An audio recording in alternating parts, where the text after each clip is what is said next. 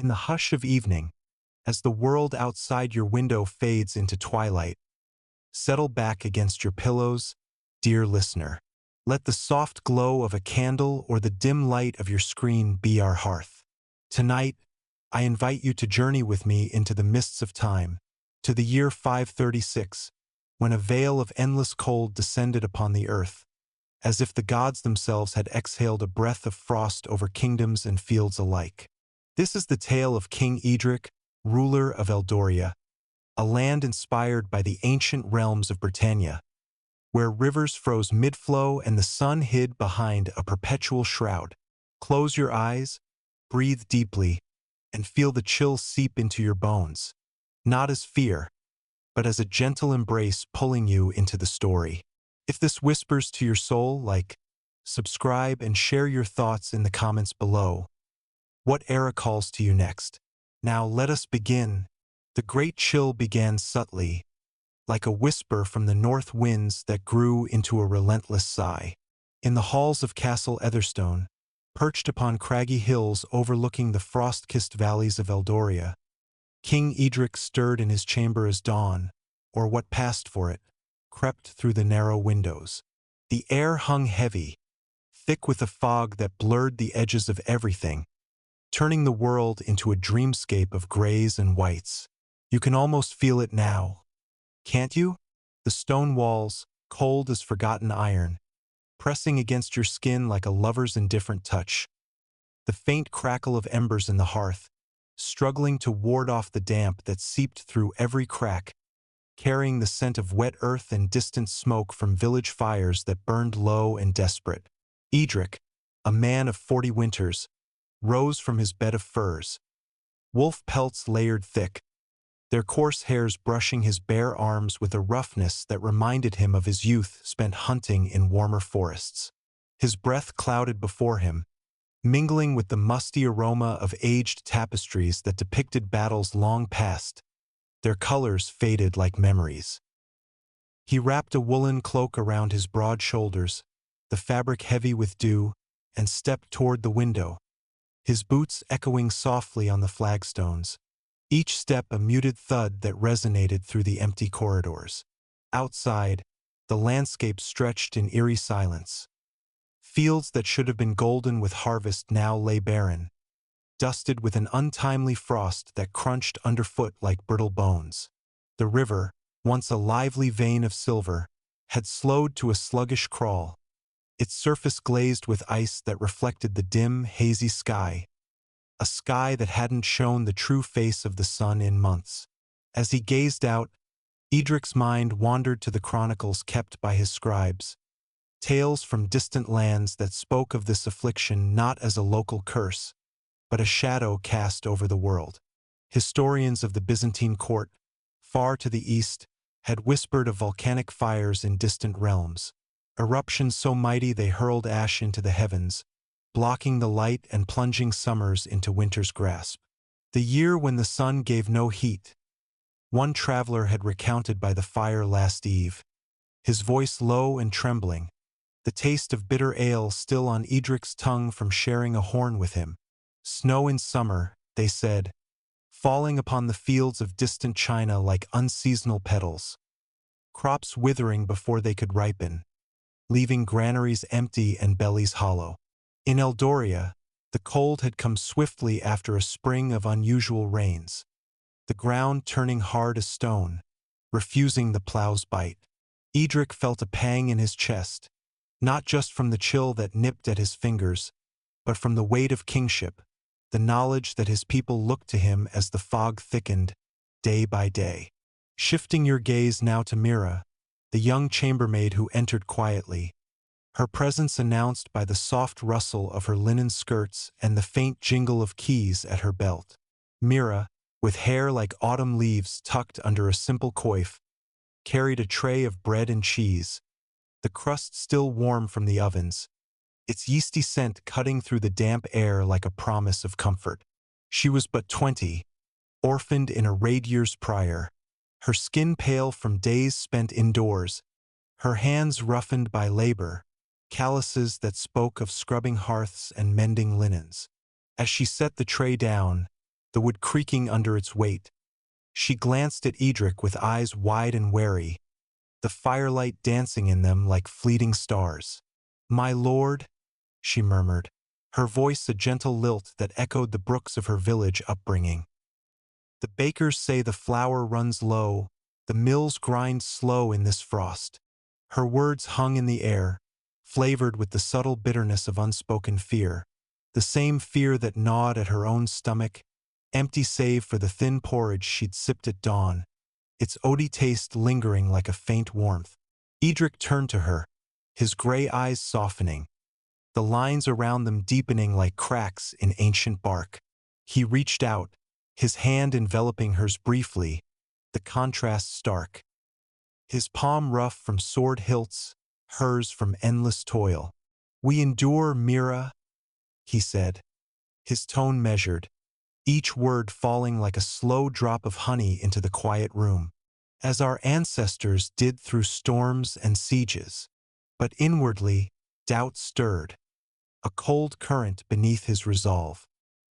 He recalled his own youth, training under his father, King Thorn, in halls filled with laughter and feasts, the air rich with the spice of roasted meats and the clamor of minstrels' lutes. Now those memories felt distant, shrouded like the sun itself. The Great Chill, as the chroniclers called it, had begun in earnest that year, 536 by the Roman calendar. They still honored in Eldoria's monasteries. Ash from unseen volcanoes, they surmised, had veiled the heavens, dropping temperatures by degrees that seemed small in number but vast in suffering. 1.5 to 2.5 measures of cold, enough to turn rivers to ice and summers to perpetual twilight. From Myra's perspective, the king appeared larger than life, yet fragile in the dim light, his beard flecked with silver like frost on heather. She withdrew her hand gently, the warmth of his touch lingering on her skin, a rare spark in the pervasive chill that made her shiver despite the fire. Outside, the wind sighed through the battlements, carrying echoes of villagers' voices, muffled calls as they gathered wood, their footsteps crunching on frozen paths.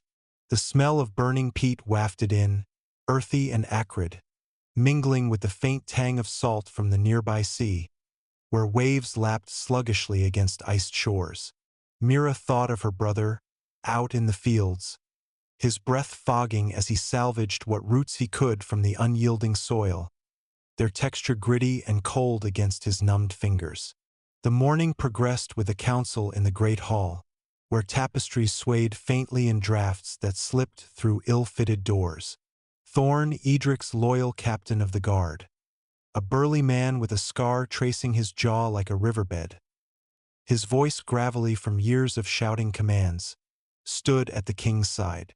Thorn's armor, polished but dented from past skirmishes, clinked softly as he shifted, the leather straps creaking like old trees in the wind.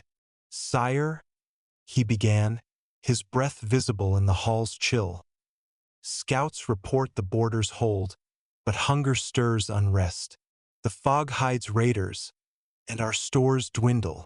The air was thick with the scent of beeswax candles, their flames flickering low, casting long shadows that danced across the oaken table, etched with maps of Eldoria's lands. Valleys now blanketed in white, forests stripped bare.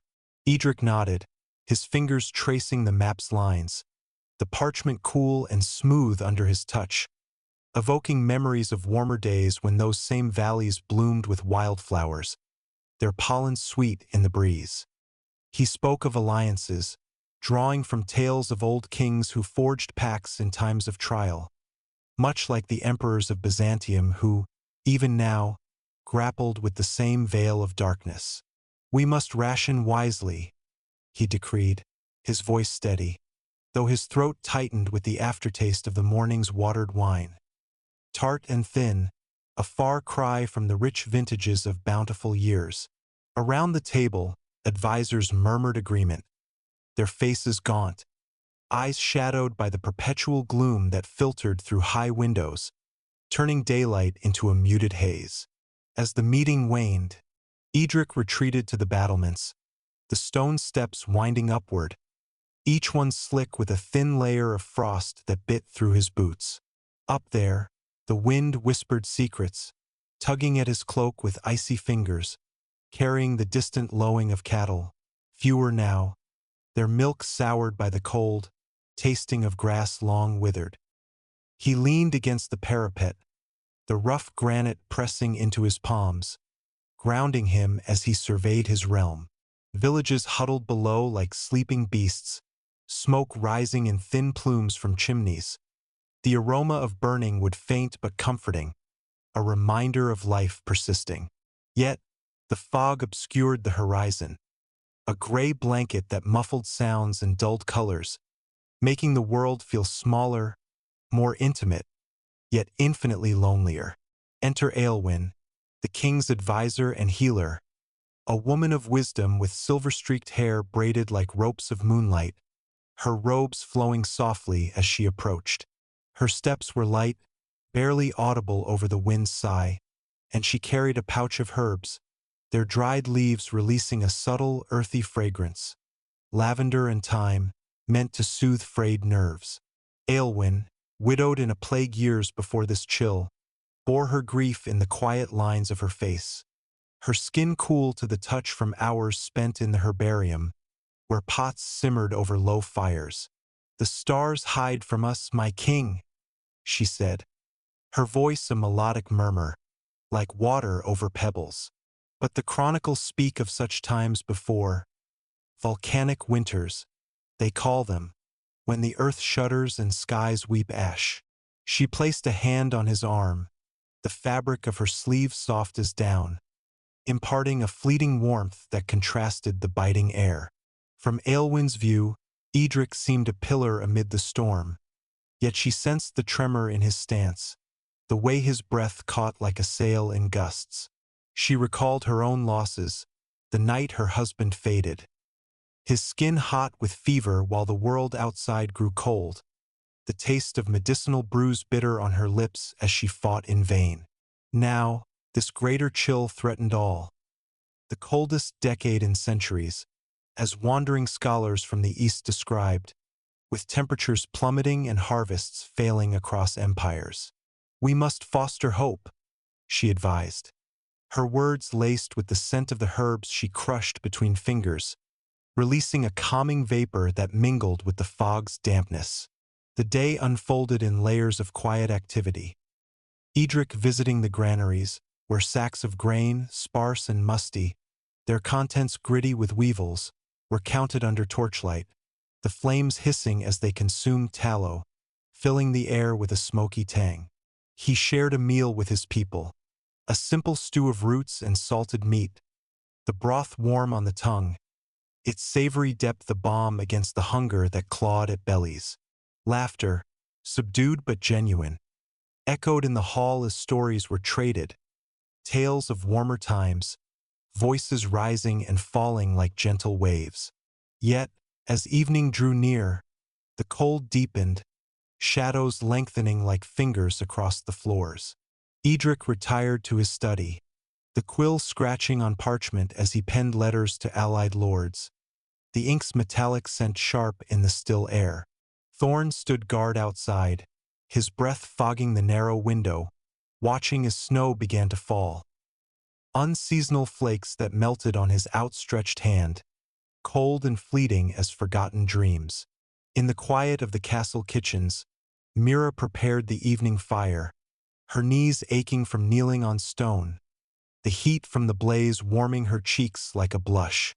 She thought of the king, his kindness earlier, and whispered a prayer to the old gods, the words soft on her lips, tasting of hope mingled with fear. As night enveloped Eldoria, the fog thickened, muffling the world in a cocoon of white. Eadric lay in his bed, the furs heavy yet insufficient against the pervasive chill that seeped into his bones, a dull ache that mirrored the kingdom's plight. He drifted toward sleep, the distant howl of wind like a lullaby, carrying whispers of what was to come. Famine lurking, alliances straining, and a resilience yet to be tested.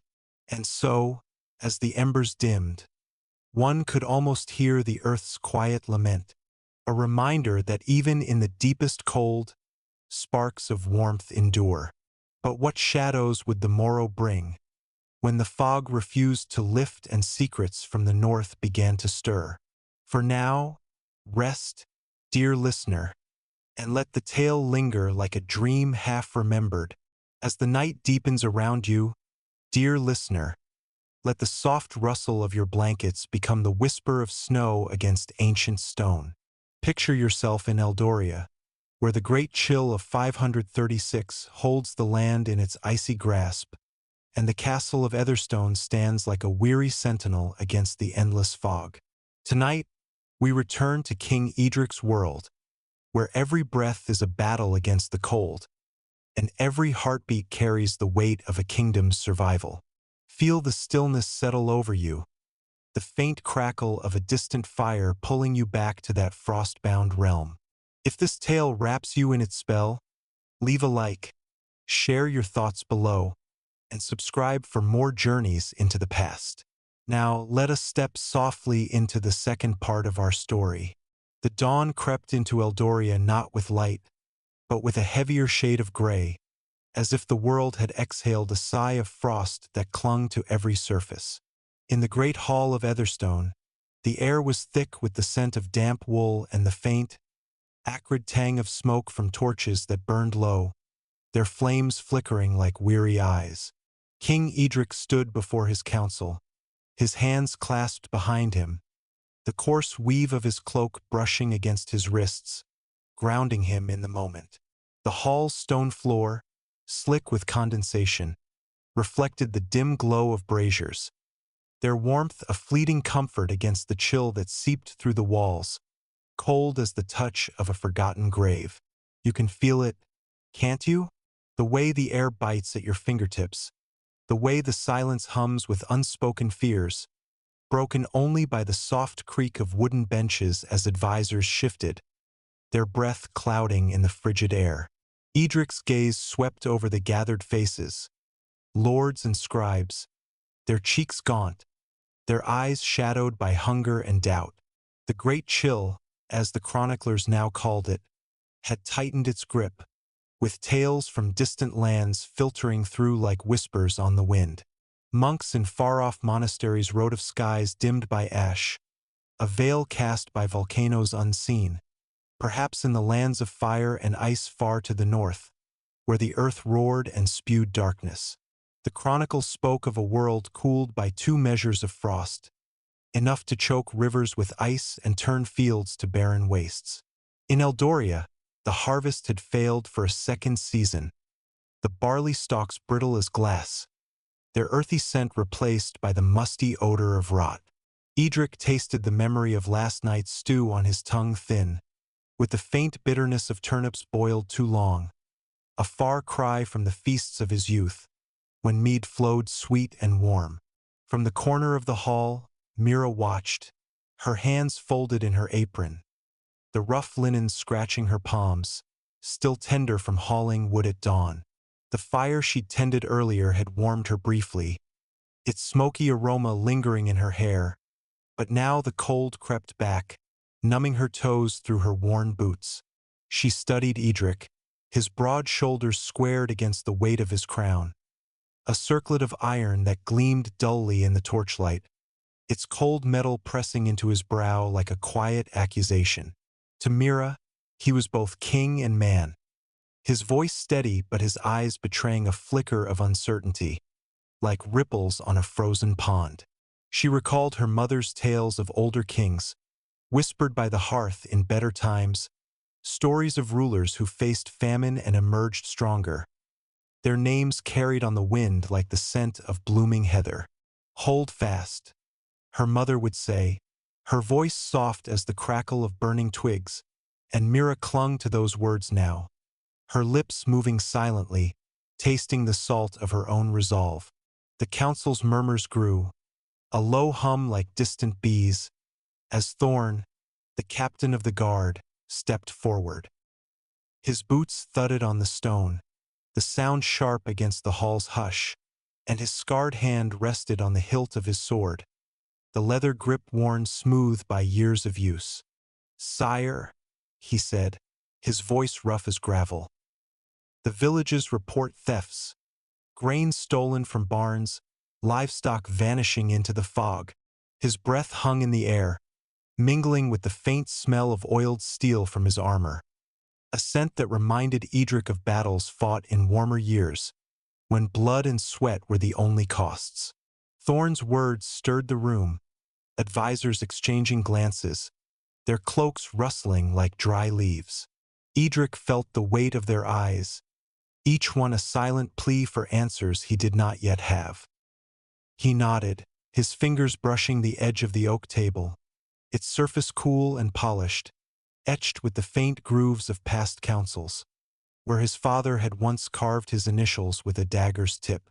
Across the hall, Eowyn, the healer, stood quietly, her presence a calm anchor amid the tension. Her robes, dyed a deep indigo, shimmered faintly in the torchlight, the fabric soft against her skin, warmed by the small pouch of herbs she carried, rosemary and sage, their sharp, clean scent cutting through the hall's dampness. She observed Eadric, noting the way his jaw tightened, the muscles moving beneath his beard like ripples under ice. Eowyn's own heart carried its own frost, memories of her husband's fevered death in a winter not unlike this one, the taste of failed remedies bitter on her lips. She stepped closer, her slippers whispering on the stone, and spoke softly, her voice a melody woven with care. "My lord, the people need more than bread. They need hope. Let us open the castle stores, share what little we have, and show them we stand as one." Her words hung like mist, and for a moment, the hall seemed to breathe, the air warming with the possibility of unity. Eadric considered her words, his gaze drifting to the high windows, where the fog pressed against the glass, turning daylight into a muted dream. He recalled a tale from a traveling monk who spoke of distant emperors in Constantinople, their courts bustling despite the cold, their scribes noting the same darkened skies that plagued Eldoria. The monk had described a world where summers failed, where snow fell in June, and rivers froze solid enough to bear the weight of carts. "The heavens themselves mourn," the monk had said, his voice trembling over a cup of warmed ale, its malty taste lingering in Eadric's mouth as he listened.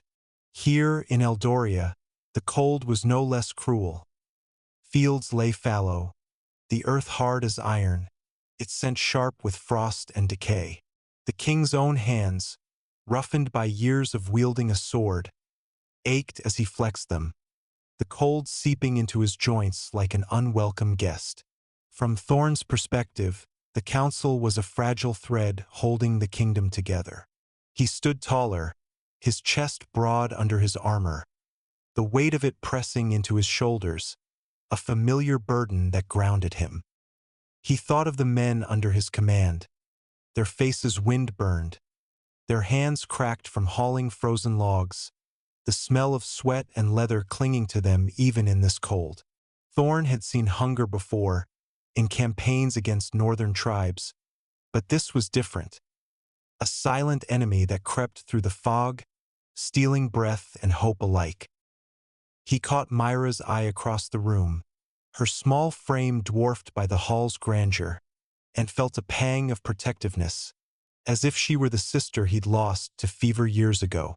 "We must patrol the roads," he added, his voice firm, "to guard what remains and show the people we do not falter." His words were met with nods, the advisors' breaths mingling in the air, a faint cloud that smelled of mint from the leaves Eowyn had shared to ease their throats. The day unfolded in a rhythm of survival. Eadric walked the castle grounds, his boots crunching on fresh snow, the sound sharp and crisp, like breaking twigs. He visited the stables, where horses snorted softly, their breath warm and musky, their coats rough under his touch as he stroked their flanks. The stable boy, a lad named Cedric, barely 15, with freckles stark against his pale skin, offered a shy smile, his hands chapped from mucking stalls, the scent of hay and manure clinging to him. "They're hungry, sire," Cedric said, his voice cracking, the words tasting of the thin gruel he'd eaten at dawn. Eadric nodded, his heart heavy, and promised extra rations, though he knew the stores were dwindling, their contents smelling of mold and desperation.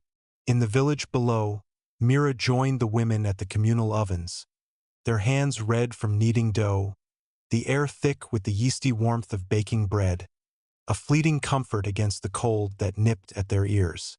The oven's heat kissed her cheeks, a blush of warmth that reminded her of her mother's embrace, long gone but never forgotten. She listened to their chatter, soft, worried voices speaking of children too weak to play, of husbands who ventured into the fog and returned empty-handed, their boots caked with frozen mud, its earthy tang sharp in the air.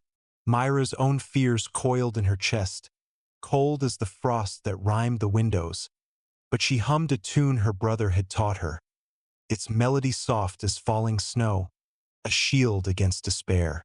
Aelwyn, meanwhile, tended to the sick in the castle's infirmary, where the air was heavy with the scent of lavender and boiled linen, the stone walls cool against her back as she leaned to check a fevered brow. The patients, guards, maids, children, lay under thin blankets, their breaths shallow, their skin clammy to the touch. She mixed herbs with practiced hands, the mortar grinding softly, releasing a sharp, green fragrance that mingled with the faint metallic taste of blood from a soldier's cough. Aelwyn whispered prayers, her voice a soothing cadence, drawing from memories of her mentor, an old healer who spoke of cycles, times when the earth itself seemed to pause, as if testing humanity's resolve. The chronicles confirmed it. This chill, born of ash and fire, had swept across empires, from the courts of Justinian to the steppes of the east, leaving hunger in its wake. As evening fell, Eadric stood once more on the battlements, the wind sharper now, carrying the distant cry of a wolf, its howl threading through the fog like a needle through cloth. His cloak, heavy with damp, clung to his shoulders, its woolen scent mixing with the faint salt of the sea, miles away but ever present. He thought of his people, their faces etched in his mind, Cedric's shy hope, Myra's quiet strength, Thorn's unyielding loyalty, Aelwyn's gentle wisdom. The cold was a foe unlike any he'd faced, its touch relentless, its presence a shadow that dulled the stars. Yet, in the village below, a single fire burned bright, its light piercing the fog, the crackle of logs a defiant song against the silence. In the quiet of his chamber, Eadric sat by the hearth, the fire's warmth a soft caress against his face, its smoky aroma blending with the wax of a single candle, its flame dancing like a memory of summer. He penned a letter to a neighboring lord, the quills scratch a steady rhythm, the ink's sharp scent grounding him. Outside, the snow fell thicker, each flake a whisper of secrets yet to unfold. Rumors of raiders in the north, of alliances fraying, of a kingdom teetering on the edge of endurance. And so, as the night deepened, the castle slept under its blanket of frost, the world holding its breath. But what would the morning bring, when the fog parted to reveal truths long hidden? Rest now, dear listener, and let the embers of this tale glow softly in your dreams. As the world outside your window hushes into the velvet of night, dear listener, let the gentle creak of your chair or the soft weight of your blanket draw you back to Eldoria, where the year 536 binds the land in a relentless frost. Picture the castle of Etherstone, its towers looming through a fog that clings like a whispered secret, the air heavy with the promise of snow. Tonight, we weave deeper into King Eadric's tale, where the cold tests not just the body but the soul, and every choice carries the weight of survival. Feel the chill settle over you, not as fear, but as an invitation to step into a world of flickering hearths and steadfast hearts. If this story stirs your imagination, leave a like, share your thoughts in the comments, and subscribe to journey further with us. Now let us slip quietly into the third part of our tale.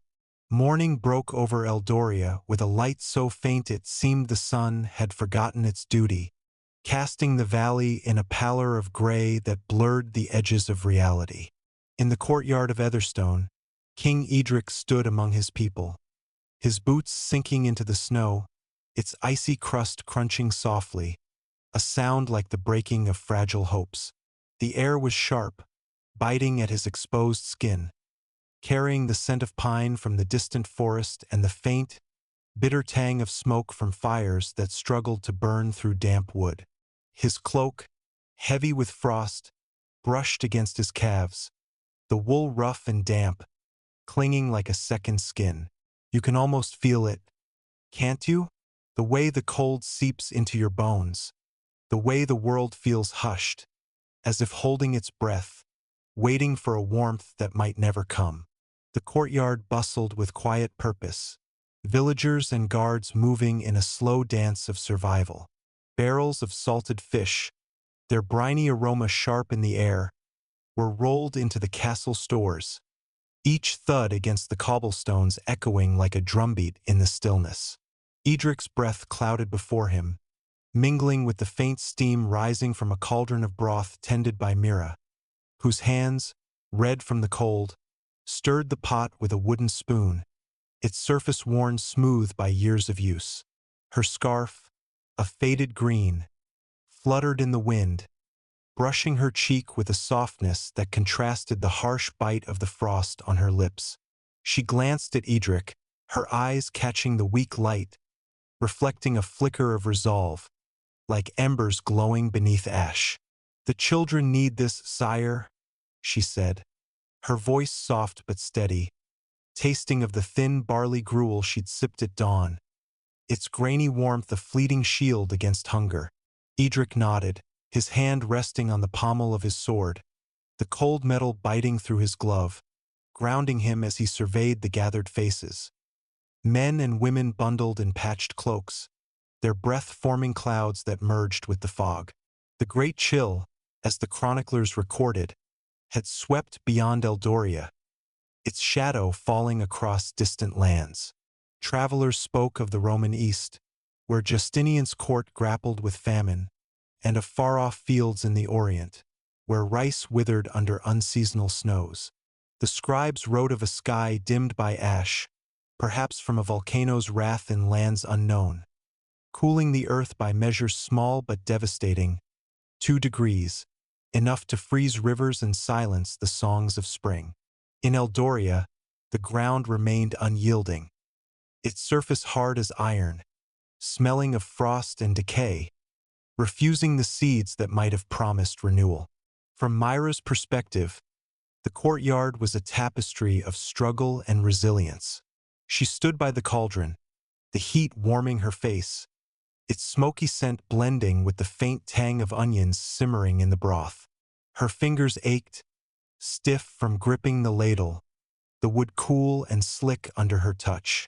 She thought of her brother, out in the fields, his hands chapped from digging through frozen earth, the gritty texture of soil clinging to his skin.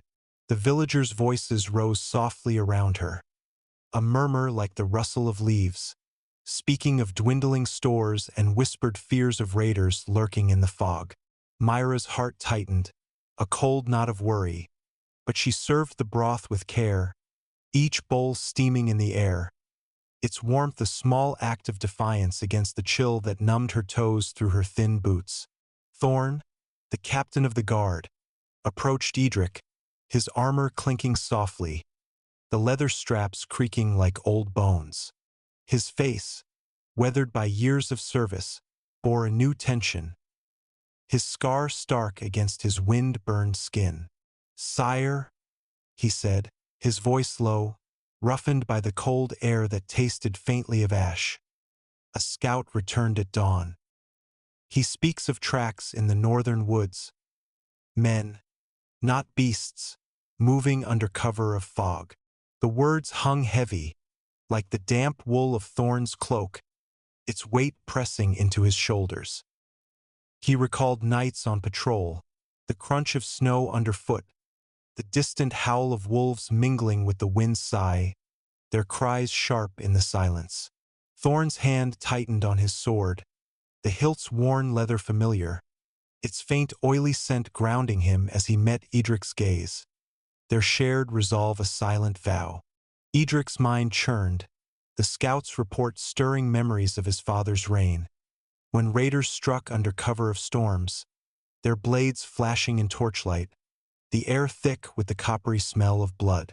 He turned to the crowd, his voice rising, steady but warm, like a fire kindled in the dark. "We are Eldoria," he said, each word deliberate, echoing off the stone walls. "And we endure as our ancestors did, through frost and shadow."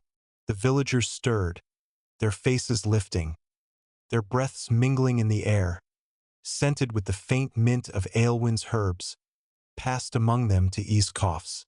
Eadric felt the weight of their trust, heavy as the iron crown he wore, its cold metal pressing into his brow, a reminder of duty that burned deeper than the frost.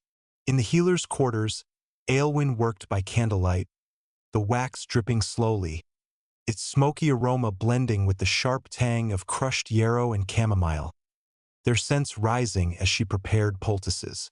Her fingers, nimble despite the cold, moved with precision, the herb's texture dry and brittle under her touch.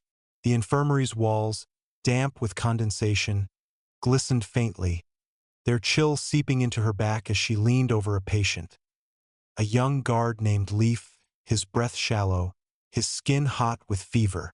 Aelwyn's own grief stirred, a quiet ache for her lost husband, the memory of his final days marked by the bitter taste of failed tonics on her lips. She whispered to Leaf, her voice soft as falling snow, "Rest, lad, the warmth will find you." The words were a prayer, their cadence soothing, echoing the chronicles she'd read. Tales of a world gripped by cold, from the frozen rivers of Gaul to the silent fields of distant Han, all under a sky veiled by ash.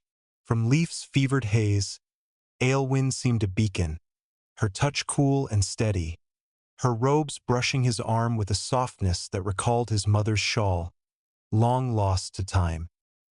He tasted the herbal broth she offered, its earthy warmth cutting through the fog in his mind, and clung to her presence, the faint rustle of her movements a lullaby against the distant moan of wind through the castle's eaves. The great chill, he'd heard the monks say, was a trial sent by gods or nature, a test of endurance that spared no land. Leaf's dreams flickered with images of his village, now buried under snow, the air thick with the scent of burning peat as families huddled by dwindling fires. As midday waned, Eadric led a small party to the northern woods, where the scouts' tracks lay hidden beneath fresh snow. The forest was silent, save for the crunch of their boots and the occasional snap of a frozen branch, its sound sharp as a whip. The air smelled of pine and frost, with a faint undercurrent of decay from leaves trapped beneath the ice.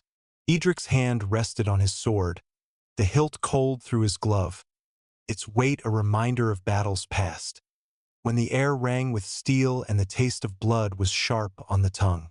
Thorn rode beside him, his horse's breath steaming, its hooves sinking into the snow, leaving prints that filled quickly with flakes.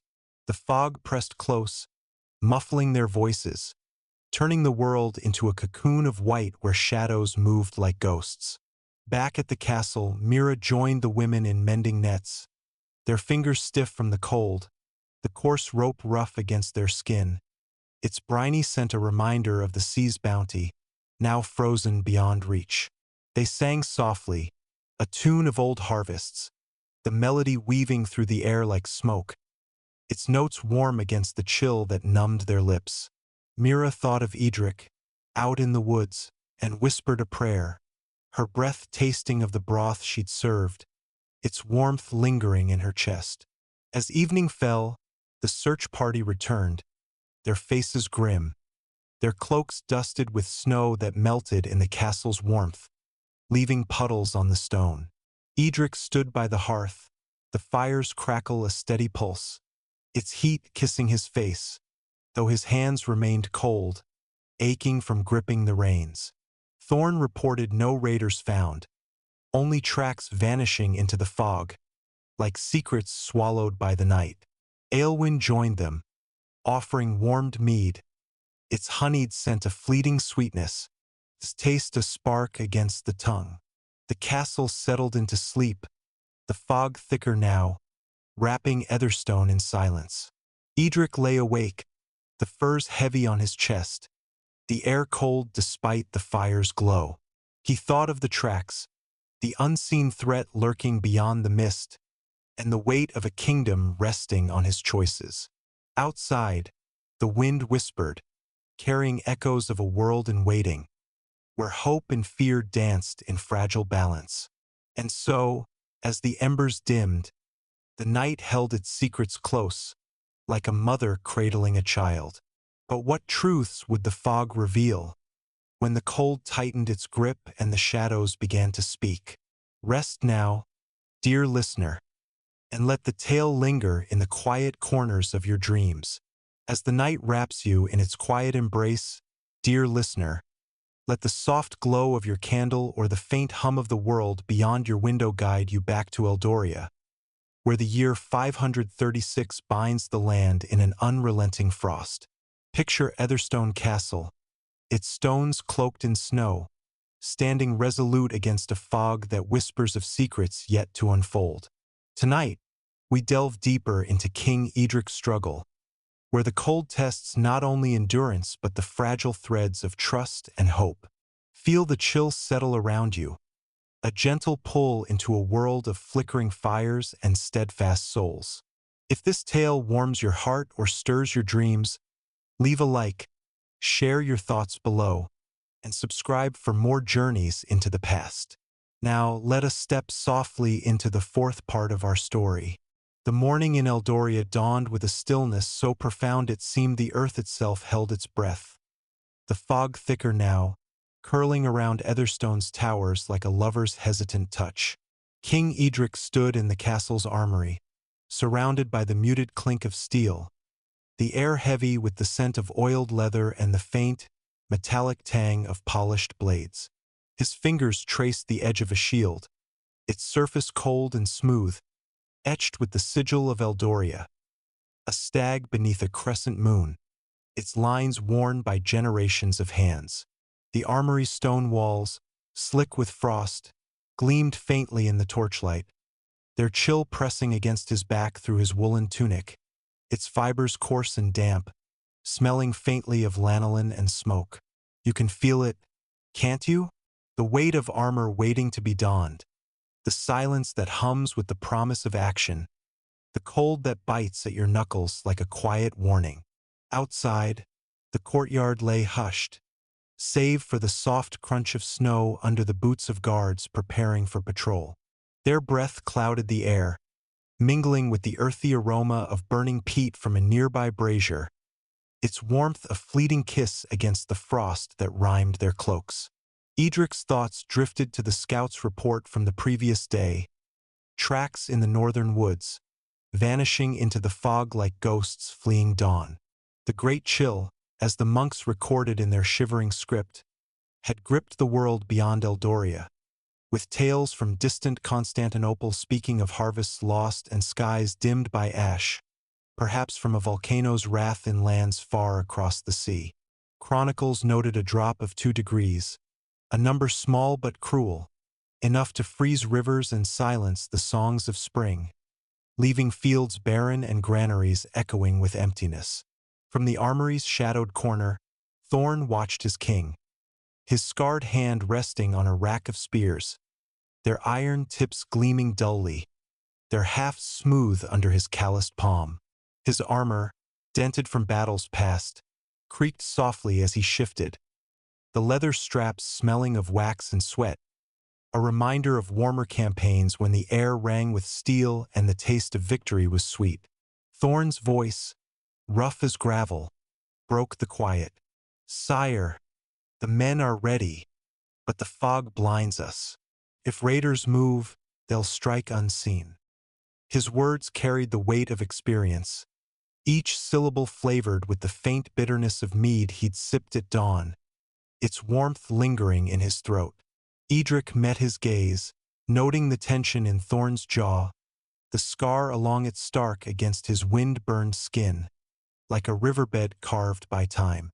Mira, meanwhile, moved through the castle's kitchens, her hands busy kneading dough, the flour dusting her fingers, its dry texture gritty against her skin, its faint nutty scent rising as she worked. The oven's heat warmed her cheeks, a blush of comfort against the cold that numbed her toes through her thin boots, their soles worn smooth by endless tasks. She hummed a tune from her childhood, its melody soft as the rustle of leaves, cutting through the clatter of pots and the low voices of the other women, their words tinged with worry. Talk of dwindling flour, of children too weak to laugh, of husbands lost to the fog's embrace. Myra's thoughts turned to Eadric, his steady presence in the courtyard yesterday, and she whispered a prayer, her lips tasting of the salty broth she'd served, its warmth a quiet anchor in her chest. In the village below, the air was thick with the scent of burning wood, plumes of smoke rising from chimneys, curling into the fog like tendrils of a dream. Aelwyn, the healer, walked the snowy paths, her robes brushing the ground, their indigo folds soft against her legs, warmed by the pouch of herbs at her waist, thyme and lavender, their sharp fragrance a shield against the damp, earthy smell of frozen mud.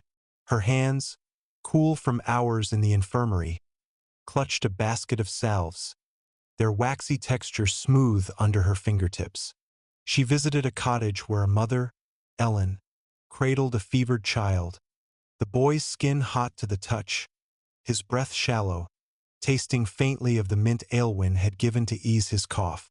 Ellen's eyes, shadowed with fear, met Aelwyn's, and the healer spoke softly, her voice a soothing cadence, like water over stones. "He'll mend with time and warmth," she said, though her heart carried the weight of uncertainty, memories of her own losses sharp as the bitter herbs she'd once brewed in vain. From Ellen's perspective, Aelwyn was a figure of quiet strength, her silver-streaked hair glowing faintly in the firelight, her presence a balm against the cold that seeped through the cottage's wattle walls, their surface rough and damp under Ellen's hand as she leaned for support.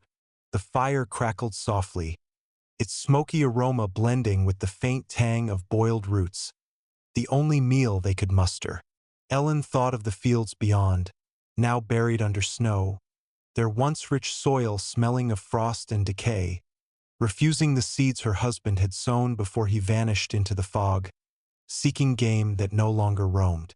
The great chill, she'd heard from passing traders, had struck even the mighty cities of the East, where granaries stood empty and emperors rationed bread under skies as dim as Eldoria's. Eadric, back at the castle, led a council in the great hall, where tapestries swayed in draughts, their faded threads smelling of age and dust. The table, carved with maps, was cool under his fingers, its surface etched with the paths of rivers now frozen, their icy sheen reflecting the weak light filtering through high windows. Advisors spoke of trade routes blocked by snow, of allies too burdened to send aid, their voices a low murmur, like the wind's sigh through the battlements. Eadric's throat tightened, the taste of watered wine from lunch lingering, its tartness a reminder of dwindling casks. He recalled a monk's tale from a year past, of a world where ash veiled the sun, cooling the earth and starving empires from Britannia to the distant Han. "We share what we have," he declared, his voice steady, echoing off the stone. "And we hold fast, as Eldoria always has." The words stirred the room, breaths clouding the air, scented with the faint mint of Aelwyn's herbs, passed among the council to ease their coughs. As midday faded, Eadric rode out with Thorn and a small band, their horses' hooves crunching through snow, the sound sharp against the forest's silence. The fog pressed close, muffling their voices, its damp touch cold on their faces, carrying the scent of pine and the faint decay of fallen leaves trapped beneath ice.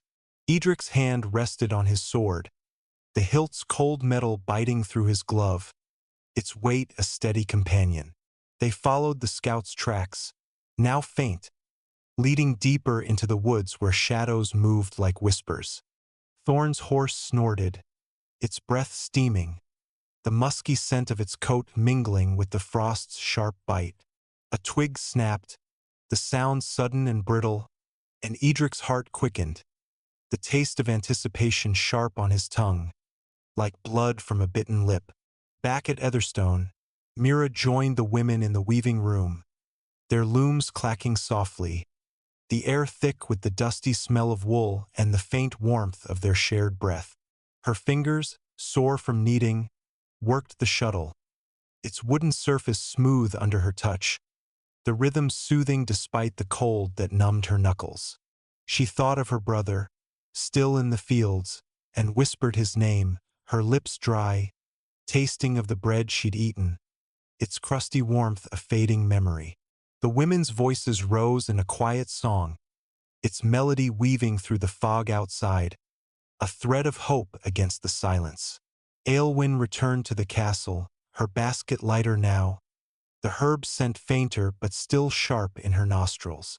She tended the infirmary, where Leaf slept fitfully, his fever breaking, his breath steadier, the air around him warm with the faint glow of candles, their wax dripping slowly, smelling of honey and smoke. She thought of the chronicles, their tales of a world tested by cold, and whispered a prayer, her voice soft as snow, carrying the weight of a healer's hope. As night fell, Eadric's party returned, their cloaks heavy with snow, their faces grim.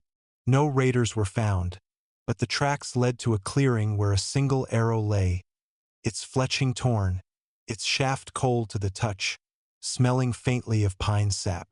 Eadric stood by the hearth, the fire's crackle a steady pulse, its heat a fleeting caress against his frost-numbed hands. Thorn and Aelwyn joined him, their presence a quiet strength, the air between them warm with shared resolve, scented with the faint spice of mead they shared. The castle slept under its shroud of fog, the winds howl softer now, like a lullaby fading into silence. Eadric lay in his chamber, the furs heavy, the air cold despite the fire's glow. He thought of the arrow, its silent warning, and the unseen eyes watching from the fog. What secrets did the woods hold, and what choices would dawn demand? Rest now, dear listener, and let the tale linger, like embers glowing in the dark. As the night folds you into its gentle embrace, dear listener, let the soft rustle of your bedding or the faint flicker of a candle draw you back to Eldoria, where the year 536 cloaks the land in an unyielding frost. Picture Etherstone Castle, its walls dusted with snow, standing steadfast against a fog that whispers of unseen threats. Tonight, we journey deeper into King Eadric's tale, where the cold tests the bonds of loyalty and the embers of hope burn low but fierce. Feel the chill wrap around you, not as dread, but as a call to step into a world of quiet courage and shadowed secrets. If this story kindles your imagination, leave a like, share your thoughts below, and subscribe to wander further with us.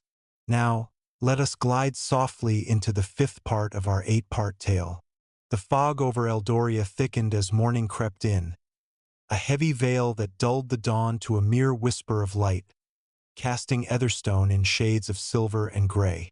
King Eadric stood in the castle's chapel, a small sanctuary where the air hung heavy with the scent of beeswax candles, their flames trembling like fragile hopes. The stone altar, cold under his fingertips, bore the faint etchings of prayers carved by monks long gone, their edges smooth from years of reverent touch. His cloak, damp from the morning's mist, clung to his shoulders, its woolen weight a reminder of the chill that seeped into his bones, carrying the faint, musky aroma of lanolin and peat smoke. You can feel it, can't you? The hush of the chapel, the way the cold kisses your skin, the soft crackle of candles weaving through the silence like a heartbeat. The great chill, as the chroniclers called it, had tightened its grip, its shadow stretching far beyond Eldoria's borders. Scribes in distant lands, Byzantine courts, wind-swept steppes, road of skies darkened by ash, perhaps from a volcano's distant roar, cooling the earth by 2 measures, enough to still rivers and bury harvests in frost. In Eldoria, the granaries echoed with emptiness, their air thick with the musty scent of dwindling grain, its texture gritty with weevils. Eadric's breath clouded before him, mingling with the faint incense of myrrh, its bittersweet tang lingering on his tongue as he knelt, whispering a prayer to gods old and new. The arrow found in the woods yesterday, a single shaft, its fletching torn, lay heavy in his thoughts, its pine sap scent still sharp in his memory, a silent warning of eyes watching from the fog. From the chapel's shadowed doorway, Mira observed, her hands clasped in her apron, its linen rough against her palms, still sore from weaving nets the day before. Her scarf, loosened in the chapel's stillness, brushed her cheek, its faded wool soft but cold, smelling faintly of the kitchen's wood smoke. To her, Eadric seemed both towering and weary, his broad shoulders bent under the weight of his crown, its iron glinting dully in the candlelight, pressing into his brow like a quiet burden.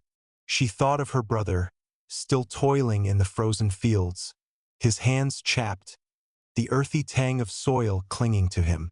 Myra's voice, when she spoke, was a soft murmur, like the rustle of leaves in a forgotten summer. Sire, the village whispers of strangers in the woods, men with no banners. Her words tasted of the thin porridge she'd eaten at dawn, its oaty warmth a fading comfort against the hunger gnawing her stomach. Eadric turned, his gray eyes softening, the lines around them deepening like furrows in frost-hardened earth. "We will find them, Mira," he said, his voice steady, each word falling like a stone into still water, rippling through the chapel's quiet. He rose, the floor's cold stone biting through his boots, their leather creaking softly, smelling of wax and wear. The arrow's mystery gnawed at him, stirring memories of his father's tales. Raiders who struck under cover of storms, their blades flashing in torchlight, the air thick with the coppery scent of blood. Chronicles spoke of this chill as a global affliction, from the frozen rivers of Gaul to the silent fields of distant Han, where emperors rationed rice under ash-veiled skies. In Eldoria, the frost had claimed another harvest, the fields smelling of decay, their surface hard as iron underfoot. In the village, Aelwyn moved among the cottages, her robes sweeping the snow, their indigo folds warm against her legs, scented with the faint lavender of her herb pouch. Her hands, cool from mixing salves, clutched a basket of bandages, their linen soft but cold, smelling of boiled herbs. She entered a home where Ellen, the mother from yesterday, tended her son, now stirring, his fever broken, his breath steadier, tasting faintly of Aelwyn's mint infusion. The cottage's fire crackled, its smoky aroma blending with the earthy scent of damp thatch, its roof sagging under snow's weight. Aelwyn's voice, soft as falling snow, offered comfort. "He grows stronger, Ellen. The warmth returns." But her heart carried the weight of the chronicles, tales of a world tested by cold, where hunger stalked empires and hope was a fragile ember. From Ellen's view, Aelwyn was a quiet savior, her silver-streaked hair glowing in the firelight, her touch cool but kind, like spring water on fevered skin. Ellen's hands, rough from scrubbing pots, gripped her son's blanket, its coarse weave a reminder of better winters, when laughter filled the air, scented with roasted chestnuts. She whispered thanks, her voice trembling, tasting of the thin broth she'd shared with her son. Its warmth a fleeting shield against the cold that seeped through the walls, their surface slick with frost. Back at the castle, Thorn prepared the guards for another patrol, his armor clinking softly, its leather straps creaking, their oily scent mingling with the sharp tang of steel as he sharpened his sword. The barracks were cold, the air heavy with the musky smell of sweat and wool, the guards' faces gaunt, their eyes shadowed by hunger. Thorn's thoughts turned to the arrow, its torn fletching a riddle, its presence a whisper of danger. He recalled nights on campaign, the crunch of snow underfoot, the distant howl of wolves blending with the wind's sigh, their cries sharp in the silence. "We ride at noon," he told his men, his voice firm, tasting of the bitter ale he'd sipped, its warmth a spark in his chest. Eadric joined the patrol, his horse's hooves sinking into the snow, the sound muffled by the fog that pressed close, its damp touch cold on his face, carrying the scent of pine and frost. The woods were silent, save for the occasional snap of a frozen branch, its sound brittle as breaking glass. His hand rested on his sword, the hilt's cold metal biting through his glove, its weight a steady anchor. The arrow's clearing lay ahead, now blanketed in fresh snow, its surface smooth, hiding tracks but not the unease that lingered, sharp as the taste of iron on the tongue. Thorn rode beside him, his horse snorting, its breath steaming, the musky scent of its coat blending with the forest's chill. In the castle kitchens, Mira worked by the ovens, their heat warming her hands, the yeasty scent of baking bread a fleeting comfort against the cold that numbed her toes. She thought of Eadric in the woods, her heart a cold knot of worry, and hummed a tune, its melody soft as the snow outside, weaving through the clatter of pots. The women around her spoke of the arrow, their voices low, tasting of fear and hope, their hands busy with dough, its texture sticky under their fingers. Aelwyn, in the infirmary, tended Leaf, the young guard, his fever gone, his eyes clearer, reflecting the candlelight like stars in a winter sky. She offered him broth, its savory warmth cutting through the air's chill, its scent blending with the faint wax of candles, their flames dancing slowly. Leaf's voice, weak but steady, spoke of the woods, of shadows moving in the fog, the memory sharp as the cold air he'd breathed on patrol, its taste crisp and fleeting. As evening fell, the patrol returned, their cloaks heavy with snow, their faces grim. The clearing had revealed nothing new, only the arrow's echo, its warning unanswered. Eadric stood by the hearth, the fire's crackle a steady pulse, its heat a soft caress against his frost-numbed hands, the smoky aroma blending with the faint spice of mead Aelwyn offered. Thorn reported the silence of the woods, the fog's unrelenting shroud, and Eadric felt the weight of unseen eyes, their gaze cold as the frost that rimed the windows. The castle settled into sleep, the fog thicker now, muffling the world in a cocoon of white.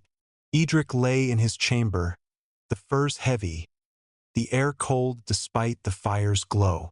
He thought of the arrow, the raiders it might herald, and the kingdom's fragile hope. Outside, the wind whispered, carrying echoes of a world in waiting, where trust and fear balanced on a knife's edge. And so, as the embers dimmed, the night held its breath, guarding secrets yet to unfold. But what would the fog conceal, and what truths would dawn demand? Rest now, dear listener, and let the tale linger, like a dream glowing softly in the dark. As the night cradles you in its quiet embrace, dear listener, let the soft flicker of your candle or the gentle hum of silence draw you back to Eldoria, where the year 536 binds the land in a frost that tests both heart and will. Picture Etherstone Castle, its towers half lost in a fog that clings like whispered doubts, its stones cold under a blanket of snow. Tonight, we tread deeper into King Eadric's tale, where the chill weaves shadows of mistrust, and the flicker of hope burns against encroaching darkness. Feel the cold settle around you, a gentle pull into a world of steadfast souls and hidden truths. If this story stirs your dreams, leave a like, share your thoughts below, and subscribe to journey further with us.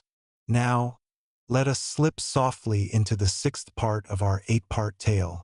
The dawn over Eldoria broke with a reluctant glow, the fog parting just enough to reveal a sky heavy with clouds, their edges tinged with a pale, fleeting gold.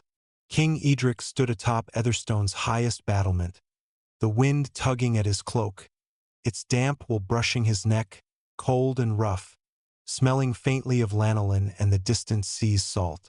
The stone parapet, slick with frost, bit at his palms as he leaned forward, gazing at the valley below, where villages huddled like sleeping beasts, their chimneys trailing thin plumes of smoke that curled into the mist, carrying the earthy scent of burning peat. You can feel it, can't you? The way the air stings your cheeks, the soft moan of the wind weaving through the silence, the weight of a kingdom pressing against your chest like a stone. The great chill, as the chroniclers etched in their frostbitten scrolls, had spread its shadow across the world, from the frozen harbors of Byzantium to the silent steppes of the east, where ash from unseen volcanoes dimmed the sun, cooling the earth by measures small but merciless, 2 degrees, enough to choke rivers with ice and turn fields to barren frost. In Eldoria, the granaries grew emptier, their air thick with the musty tang of moldering grain, its texture gritty under the fingers of those who counted the sacks. Eadric's breath clouded before him, tasting of the thin mead he'd sipped at dawn, its faint honeyed warmth a fleeting comfort against the cold that seeped into his joints, aching like an old wound. From the courtyard below, Mira watched the king, her hands tucked into her apron, its linen stiff with cold, scratching her skin, still tender from kneading dough in the pre-dawn chill. Her scarf, knotted loosely, fluttered against her cheek, its faded wool soft but chilled, smelling of the kitchen's wood smoke and the faint yeast of bread. To her, Eadric was a figure carved from the same stone as the castle, unyielding yet worn, his iron crown glinting dully in the weak light, its weight pressing lines into his brow. She thought of the arrow from the woods, its torn fletching a silent threat, and whispered a prayer, her lips dry, tasting of the barley porridge she'd eaten, its grainy warmth fading against the hunger that gnawed her stomach. "Sire," she called softly, her voice a thread in the wind. "The folk ask for you, they fear the woods speak of betrayal." Her words hung, fragile as frost, stirring Eadric's heart with their quiet urgency. Eadric descended the battlement stairs, each step cold and slick under his boots, their leather creaking softly, smelling of wax and wear. The arrow's mystery lingered, sharp as the pine sap scent that clung to it, a riddle pointing to raiders, or perhaps something closer, a whisper of disloyalty within Eldoria's borders. Chronicles spoke of such times, when cold and hunger turned allies to foes, as in distant lands where emperors faced uprisings under ash-darkened skies. Eadric recalled a trader's tale, heard by the hearth months ago, of villages in the east where men turned on their own, driven by starvation, the air thick with the coppery scent of blood and the bitter taste of betrayal. In the village, Aelwyn moved among the cottages, her robes brushing the snow, their indigo folds warm against her legs, scented with the faint lavender and thyme of her herb pouch. Her hands, cool from mixing salves, gripped a basket of bandages, their linen soft but cold, smelling of boiled herbs. She paused at Ellen's cottage, where the boy, now stronger, sat by the fire, its crackle a steady pulse, its smoky aroma blending with the earthy tang of boiled roots. Ellen's eyes, less shadowed now, met Aelwyn's, and the healer spoke softly, her voice a soothing murmur, like water over pebbles. He mends well, Ellen, but the village whispers of strangers. Fear grows like frost.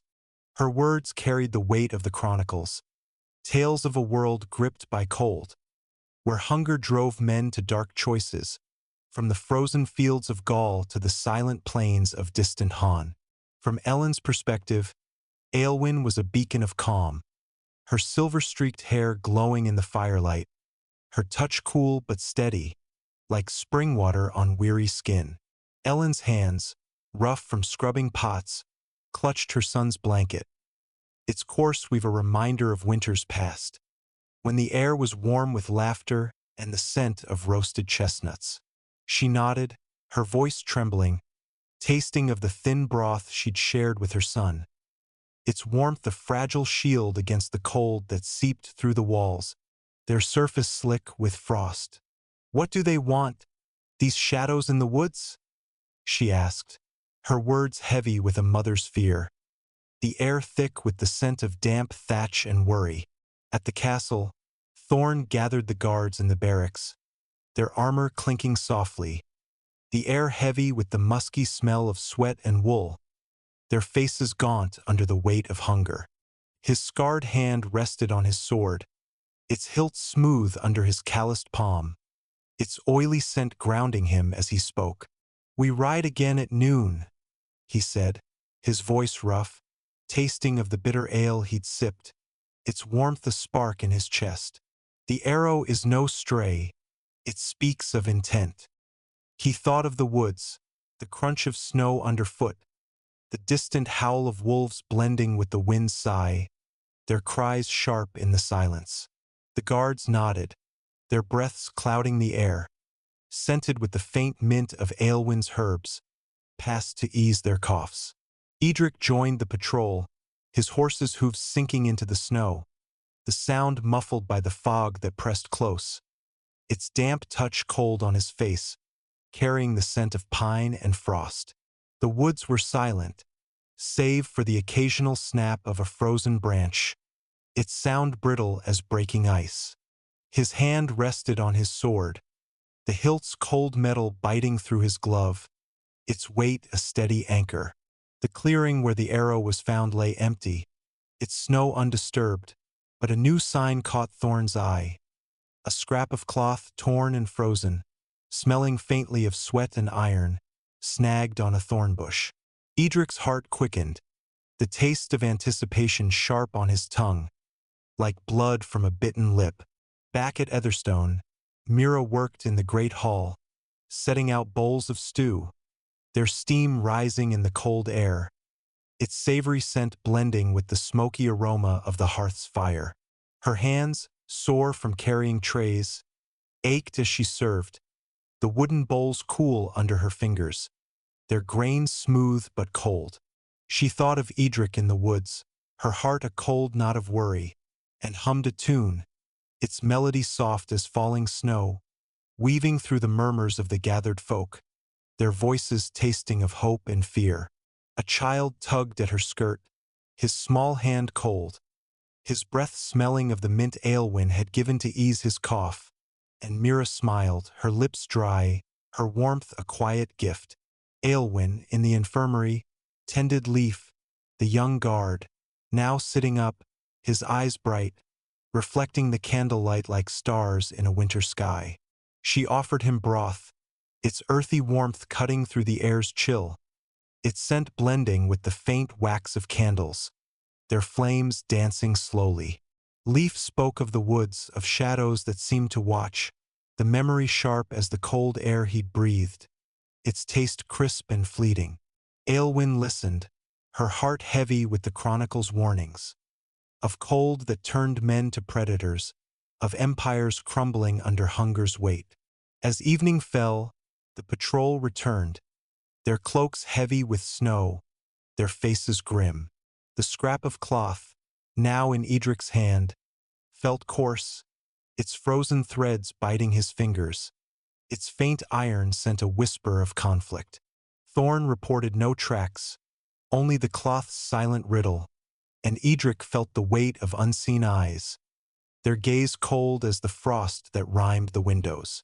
By the hearth Aelwyn offered warmed mead, its honeyed scent a fleeting sweetness, its taste a spark against the tongue, as they spoke of the cloth. Perhaps a raider's mark, perhaps a traitor's sign.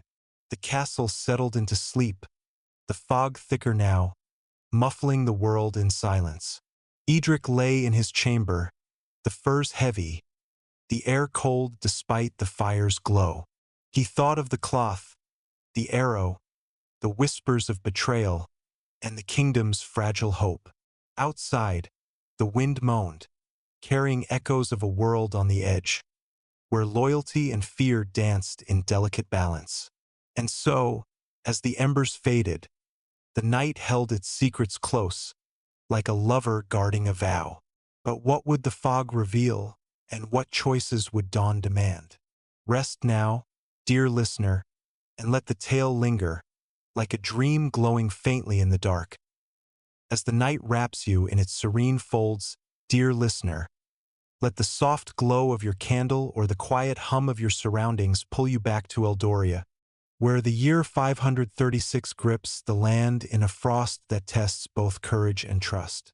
Picture Etherstone Castle, its stones cloaked in snow, standing resolute against a fog that whispers of hidden dangers.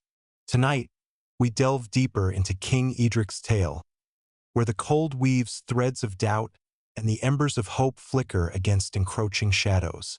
Feel the chill settle gently around you, an invitation to a world of steadfast hearts and unspoken truths. If this story kindles your dreams, leave a like, share your thoughts below, and subscribe to journey further with us. Now, let us glide softly into the 7th part of our 8-part tale.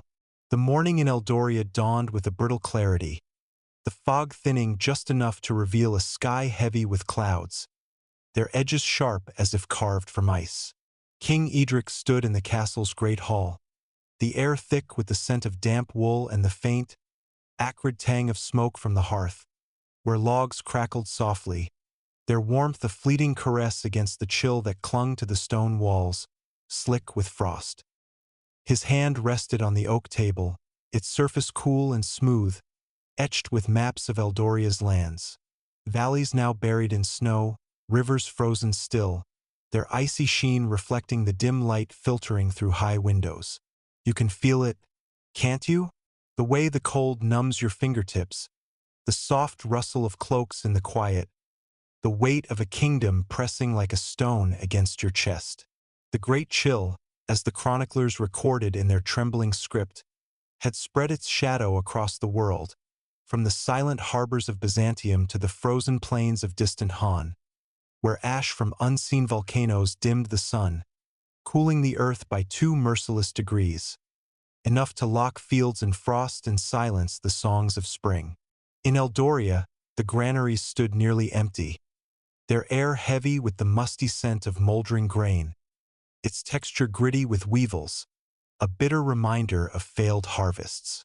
Eadric's breath clouded before him, tasting of the thin mead he'd sipped at dawn, its faint honeyed warmth a fragile shield against the cold that ached in his bones, sharp as the memory of the torn cloth found in the woods. A coarse scrap, its iron scent lingering in his mind, whispering of betrayal. From the hall's shadowed corner, Mira watched, her hands folded in her apron, its linen stiff with cold, scratching her palms, still sore from hauling wood. Her scarf, knotted loosely, brushed her cheek, its faded wool soft but chilled, smelling of the kitchen's wood smoke and the faint yeast of bread. To her, Eadric was both king and man, his iron crown glinting dully, its weight etching lines into his brow like furrows in frozen earth. She thought of the cloth, its torn edges a riddle, and whispered a prayer, her lips dry, tasting of the barley porridge she'd eaten, its grainy warmth fading against the hunger that coiled in her stomach. "Sire," she said softly, her voice a thread in the hall's hush, "the village speaks of a traitor, someone who knows our paths." Her words hung, fragile as frost, stirring Eadric's heart with their quiet weight. Eadric met her gaze, his gray eyes softening, the lines around them deepening like cracks in ancient stone. "We will uncover the truth, Mira," he said, his voice steady, each word falling like a pebble into still water, rippling through the hall's silence. He turned to the gathered advisors, their faces gaunt, their breaths clouding the air, scented with the faint mint of Aelwyn's herbs, passed to ease their coughs. The cloth, like the arrow before it, pointed to a threat closer than raiders, perhaps within Eldoria's own walls. Chronicles spoke of such times, when hunger and cold turned loyalty to ash, as in distant lands where emperors faced whispers of rebellion under skies veiled by volcanic dust. Eadric recalled a monk's tale, heard by the hearth, of villages torn apart by mistrust, the air thick with the coppery scent of blood and the bitter taste of broken oaths. In the village, Aelwyn moved among the cottages, her robes sweeping the snow, their indigo folds warm against her legs, scented with the faint lavender and thyme of her herb pouch. Her hands, cool from mixing salves, clutched a basket of bandages, their linen soft but cold, smelling of boiled herbs. She paused at Ellen's cottage, where the boy, now stronger, played by the fire, its crackle a steady pulse, its smoky aroma blending with the earthy tang of boiled roots. Ellen's eyes, brighter now, met Aelwyn's, and the healer spoke softly, her voice a soothing murmur, like water over stones. "The boy thrives, Ellen, but fear spreads like frost. Talk of betrayal chills the heart." Her words carried the weight of the chronicles, tales of a world tested by cold, where hunger drove men to dark choices, from the frozen fields of Gaul to the silent plains of the East. From Ellen's perspective, Aelwyn was a quiet anchor, her silver-streaked hair glowing in the firelight, her touch cool but steady, like spring water on weary skin. Ellen's hands, rough from scrubbing pots, gripped her son's blanket, its coarse weave a reminder of winters past, when laughter warmed the air, scented with roasted chestnuts. She nodded, her voice trembling, tasting of the thin broth she'd shared with her son, its warmth a fragile shield against the cold that seeped through the walls, their surface slick with frost. "Who would betray us?" she whispered, her words heavy with a mother's fear, the air thick with the scent of damp thatch and worry. At the castle, Thorn gathered the guards in the courtyard, their armor clinking softly, the air heavy with the musky smell of sweat and wool, their faces shadowed by hunger. His scarred hand rested on his sword, its hilt smooth under his calloused palm, its oily scent grounding him as he spoke. "We searched the castle today," he said, his voice rough, tasting of the bitter ale he'd sipped, its warmth a spark in his chest. "The cloth suggests one of our own." He thought of the woods, the crunch of snow underfoot, the distant howl of wolves blending with the wind's sigh, their cries sharp in the silence. The guards nodded, their breaths clouding the air, scented with the faint mint of Aelwyn's herbs, a quiet reminder of her care. Eadric led a quiet search, moving through the castle's corridors, their stone walls cold and damp, reflecting the torchlight's flicker, the air thick with the scent of wax and dust. His boots echoed softly, their leather creaking, smelling of wax and wear. He paused at the armory, where the scrap of cloth lay on a table, its coarse texture biting his fingers, its faint iron sent a whisper of conflict. Thorn joined him, his armor clinking, his eyes scanning the shadows, the memory of past betrayals sharp as the taste of blood on the tongue. They questioned the guards, their voices low, their answers clipped, tasting of fear and loyalty in equal measure. In the kitchens, Mira worked by the ovens, their heat warming her hands, the yeasty scent of baking bread a fleeting comfort against the cold that numbed her toes. She thought of Eadric's search, her heart a cold knot of worry, and hummed a tune, its melody soft as falling snow, weaving through the clatter of pots. The women around her spoke of the cloth, their voices low, tasting of hope and dread, their hands busy with dough, its texture sticky under their fingers. A child tugged at her skirt, his small hand cold, his breath smelling of the mint Aelwyn had given, and Mira smiled, her lips dry, her warmth a quiet gift. Aelwyn, in the infirmary, tended leaf, now standing, his strength returning, his eyes reflecting the candlelight like stars in a winter sky. She offered him broth, its earthy warmth cutting through the air's chill, its scent blending with the faint wax of candles, their flames dancing slowly. Leaf spoke of the castle's tension, of whispers among the guards, the memory sharp as the cold air he'd breathed, its taste crisp and fleeting. Aelwyn listened, her heart heavy with the chronicle's warnings, of cold that turned men to shadows, of empires crumbling under mistrust's weight. As evening fell, the search yielded no answers, only more questions. The cloth remained a riddle, its origin unclear, its iron sent a silent accusation. Eadric stood by the hearth, the fire's crackle a steady pulse, its heat a soft caress against his frost-numbed hands, the smoky aroma blending with the faint spice of mead Aelwyn offered. Thorn reported the guard's loyalty, but doubt lingered, sharp as the frost that rimed the windows, their panes cold to the touch. The castle settled into sleep, the fog thicker now, muffling the world in silence. Eadric lay in his chamber, the furs heavy, the air cold despite the fire's glow. He thought of the cloth, the arrow, the whispers of betrayal, and the kingdom's fragile hope. Outside, the wind moaned, carrying echoes of a world on the brink, where truth and trust hung in delicate balance. And so, as the embers faded, the night held its secrets close, like a lover guarding a vow. But what would the final dawn reveal, when the fog lifted and the shadows spoke? Rest now, dear listener, and let the tale linger, like a dream glowing faintly in the dark. As the night enfolds you in its tranquil embrace, dear listener, let the soft flicker of your candle or the gentle hush of your surroundings draw you back one final time to Eldoria, where the year 536 binds the land in a frost that has tested heart, will, and trust. Picture Etherstone Castle, its stones cloaked in snow, standing tall against a fog that now begins to lift, revealing glimmers of a world poised on the edge of renewal. Tonight, we weave the final threads of King Eadric's tale, where the cold yields to the warmth of unity and shadows give way to light. Feel the chill soften around you, a gentle invitation to a world of steadfast souls and hard-won hope. If this story has warmed your dreams, leave a like, share your thoughts below, and subscribe to journey with us again.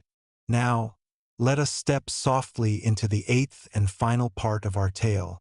The dawn over Eldoria broke with a rare clarity, the fog parting like a curtain to reveal a sky streaked with pale gold, as if the sun, long hidden, had mustered the strength to pierce the ash-veiled heavens. King Eadric stood in the courtyard of Etherstone, his boots crunching on the snow, its icy crust softened by the faint warmth of the morning's light. The air was crisp, carrying the scent of pine from the distant woods and the faint, smoky tang of fires that burned brighter now, their logs crackling with renewed vigor. His cloak, heavy with damp, brushed his calves, its wool warm against his skin, smelling of lanolin and the faint salt of the sea. You can feel it, can't you? The way the cold begins to loosen its grip, the soft rustle of hope stirring in the silence, the weight of a kingdom lifting like mist from a waking valley. The great chill, as the chroniclers had written, had shadowed the world, from the frozen rivers of Byzantium to the silent fields of distant Han, where volcanic ash dimmed the sun, cooling the earth by 2 cruel degrees, enough to still harvests and hush the songs of spring. Yet in Eldoria, The frost seemed to waver, as if the earth itself sensed a turning. The granaries, though sparse, held just enough, their air heavy with the musty scent of grain, its texture gritty but sustaining. Eadric's breath no longer clouded so thickly, tasting of the warmed mead he'd shared at dawn, its honeyed sweetness a quiet promise against the ache in his bones, now softened by the hope of a thaw. From the courtyard's edge, Mira watched, her hands tucked into her apron, its linen softened by wear, no longer scratching her palms, which were healing from days of labor. Her scarf, loosened in the morning's warmth, fluttered against her cheek, its faded wool carrying the faint yeast of bread baked fresh for the village. To her, Eadric stood taller today, his iron crown glinting in the weak sunlight, its weight no longer etching such deep lines into his brow. The cloth and arrow, those silent threats of betrayal, lingered in her thoughts, but a new rumor had spread. A stranger caught at dawn, a lone wanderer, not a traitor, but a scout from a neighboring realm, seeking aid. Mira whispered a prayer, her lips soft, tasting of the barley broth she'd sipped, its warmth a steady anchor in her chest. "Sire," she said, her voice a gentle lilt, like a brook waking from ice. "The village speaks of peace, of allies, not enemies." Her words hung, light as snowflakes, lifting Eadric's heart with their quiet hope. Eadric turned to her, his gray eyes bright, the lines around them softening like thawing earth. "We will meet this stranger, Mira," he said, his voice steady, each word falling like a seed into fertile soil, promising growth. He moved toward the great hall, the stone floor less cold under his boots, their leather creaking softly, smelling of wax and wear. The cloth and arrow had pointed not to betrayal within, but to a desperate plea from beyond Eldoria's borders. A neighboring lord, struck harder by the chill, seeking alliance. Chronicles spoke of such moments, when cold forged bonds stronger than steel, as in distant lands where emperors shared bread to quell uprisings under ash-darkened skies. Eadric recalled a monk's tale, heard by the hearth, of communities that endured by joining hands, the air warm with the scent of shared meals and the sweet taste of unity. In the village, Aelwyn walked among the cottages, her robes sweeping the softening snow, their indigo folds warm against her legs, scented with the faint lavender and thyme of her herb pouch. Her hands, no longer chilled, carried a basket of salves, their waxy texture smooth under her fingertips, smelling of boiled herbs. She stopped at Ellen's cottage, where the boy, now laughing, ran to greet her, his breath no longer shallow, his skin warm from play by the fire, its crackle a lively song, its smoky aroma blending with the earthy tang of fresh-baked bread. Ellen's eyes, bright with relief, met Aelwyn's, and the healer spoke softly, her voice a soothing melody, like water over stones. "The frost lifts, Ellen, and so does fear. Hope returns like spring." Her words carried the chronicle's promise of a world emerging from cold, where shared burdens lightened hearts, from the thawed rivers of Gaul to the greening plains of the east. From Ellen's perspective, Aelwyn was a light in the waning chill, her silver-streaked hair glowing in the firelight, her touch warm and steady, like sunlight on waking earth. Ellen's hands, softened by rest, clutched her son's blanket, its coarse weave a reminder of winters endured, now giving way to laughter and the scent of roasted roots, their savory warmth filling the air. She smiled, her voice steady, tasting of the broth she'd shared with her son, its warmth a lasting shield against the cold that had once seeped through the walls, now dry and warm. At the castle, Thorn stood in the barracks, his armor glinting in the strengthening light, its leather straps creaking softly, their oily scent blending with the musky warmth of the guards' woolen cloaks. His scarred hand rested on his sword, its hilt smooth under his calloused palm, its weight a reminder of battles won. "The stranger speaks truth," he told his men, his voice rough but warm, tasting of the ale he'd sipped, its bitterness softened by hope. "He seeks aid, not war." The guards nodded, their faces less gaunt, their breaths no longer clouding so thickly, scented with the faint mint of Aelwyn's herbs, a sign of her enduring care. Thorn thought of the woods, now quieter, the crunch of snow underfoot fading, the wolves' howls distant, their cries softened by the warming air. Eadric met the stranger, a weary man named Torin, his cloak tattered, its coarse weave smelling of sweat and pine, his face lined with hunger but his eyes bright with honesty. In the great hall, the air was warmer, the hearth's fire roaring, its smoky aroma blending with the faint spice of mead shared among them. Torin spoke of his lord's plight, of fields frozen beyond Eldoria's borders, of a people willing to trade loyalty for bread.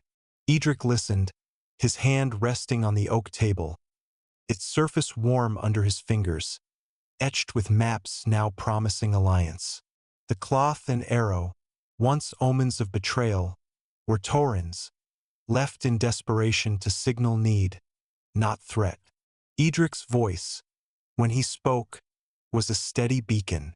"We share what we have," he said, "and we rise together." The words echoed, warm as the firelight, stirring the hall with hope. In the kitchens, Mira served the evening meal, bowls of stew steaming in the air, their savory scent blending with the yeasty warmth of fresh bread, its crust crisp under her fingers. She thought of Eadric's words, her heart light, and hummed a tune, its melody bright as the dawn, weaving through the laughter of the gathered folk, their voices tasting of hope. A child tugged at her skirt, his small hand warm, his breath sweet with the mint Aelwyn had given, and Mira laughed, her lips soft, her warmth a lasting gift. Aelwyn, in the infirmary, tended Leaf, now fully recovered, his strength returned, his eyes reflecting the candlelight like a summer sky. She offered him broth, its earthy warmth filling the air, its scent blending with the faint wax of candles, their flames steady now. Leaf spoke of the stranger, of hope reborn, the memory warm as the air he breathed, its taste crisp and alive. Aelwyn smiled, her heart light, the chronicle's tales of endurance now a promise fulfilled, of a world thawing, of empires rising from hunger's shadow. As evening deepened, Eadric stood on the battlements, the air softer now, the wind a gentle sigh, carrying the scent of pine and thawing earth. The fog had lifted, revealing stars that glimmered faintly, their light a quiet vow. He thought of Torin's people, of Eldoria's shared stores, of a kingdom forged anew in trust. By the hearth, Thorn and Aelwyn joined him, their presence warm, the mead's honeyed sent a final sweetness, its taste a spark of renewal. The castle slept under a sky clearing of clouds, the frost retreating, the world waking to hope. Eadric lay in his chamber, the firs light now, the air warm with the fire's glow. He thought of the chill, the arrow, the cloth, and the unity that had overcome them. Outside, the wind sang softly, carrying echoes of a world reborn, where trust had triumphed over fear. And so, as the embers glowed, the night held its promise close, like a mother cradling a child. The great chill had tested Eldoria, but its people had endured, their hearts warmed by shared fires and steadfast bonds. Rest now, dear listener, and let this tale linger, like a dream that carries you gently into spring.